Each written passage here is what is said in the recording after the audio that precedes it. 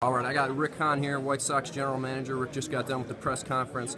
Going off your biggest move of the year, you got Jeff Samardzija, and you sent 4 prospects over, but you also got back a kid in Michael and Noah. From what I understand, you guys have been watching him for a while. What do you guys like in him, and why did you hold up the trade to make sure he was in there? It was a difficult negotiation simply because the standpoint of obviously we want Jeff to be here for the long term, but there's no guarantee that's going to happen.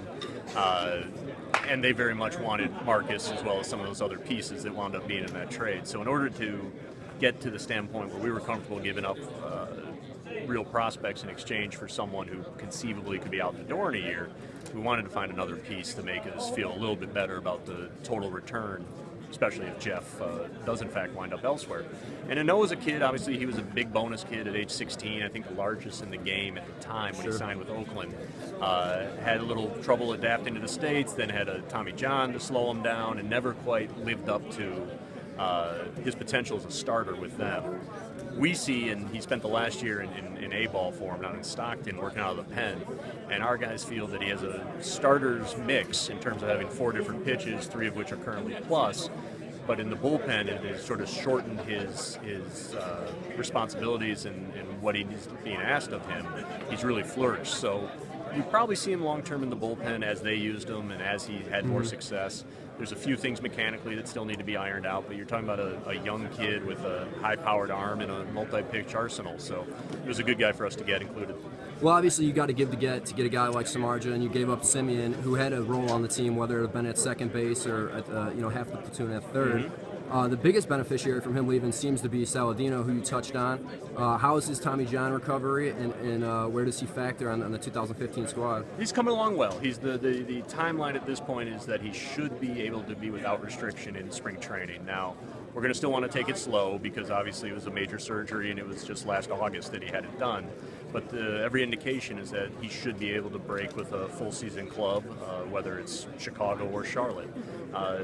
You got a kid in him who's got versatility, much like Marcus, who's probably one of the, outside of Rondon and certainly Alexei, probably the best defensive shortstop we have in the organization.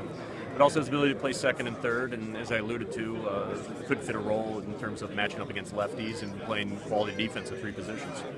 Yeah, well, I didn't want to ask you this when you were up at the podium because Connor just walked in, but a guy like Matt Davidson, I mean, he could factor in at third base.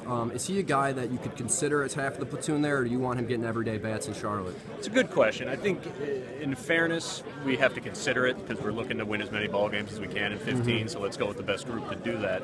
At the same time, given, how the year went for him last year, I think it's important for Matt to get everyday ABs. Ideally.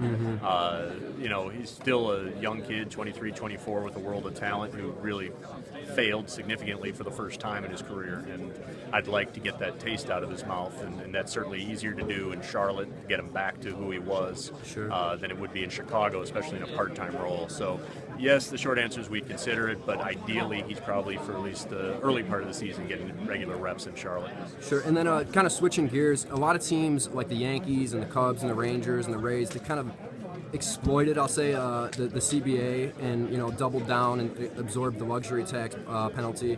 Is that something the Sox have considered? You're talking about internationally? Yeah. We've certainly considered it. I mean, obviously we've seen what other clubs have done. They've gotten to the point now where if you do go more than, is it 5% or 15% over? You go enough over to sign a real guy. Yeah. Then not only can you only sign guys over under 300,000, but it's now for 2 years as opposed to 1, which is what it was early in the agreement. The place that Marco has gotten us to, Marco Patti internationally, I think we feel strongly enough that each year we're going to get multiple quality talents above the 300,000 mark, that to forfeit 2 years of signings for one guy would really require someone special. Now, that doesn't mean we wouldn't do it, because occasionally someone special comes along, but Marco's done a tremendous job rebuilding that operation and putting us in a position where every year we compete for the best talent. Should we make an exception? Perhaps, but it would cause us to forfeit 2 years of productivity down there in all probability. And then just to wrap up, you've kind of been what I like to call the paper champion of the offseason. And I know you're probably the last guy to take solace in that, but you gotta be feeling good getting all the rave reviews from the media as well as your peers. It's nice. I mean, look, you'd rather hear positive reviews of your work than negative, certainly, but we all know at the end of the day it's wins and losses that matter, and if we don't deliver come this summer and hopefully into the fall, it's not going to matter who won the winner, so to speak.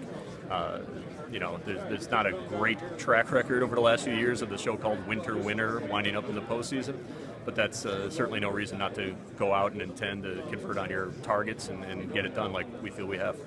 Well, thank you for taking the time. We look forward to seeing what you got in store. Sounds good. Thank you.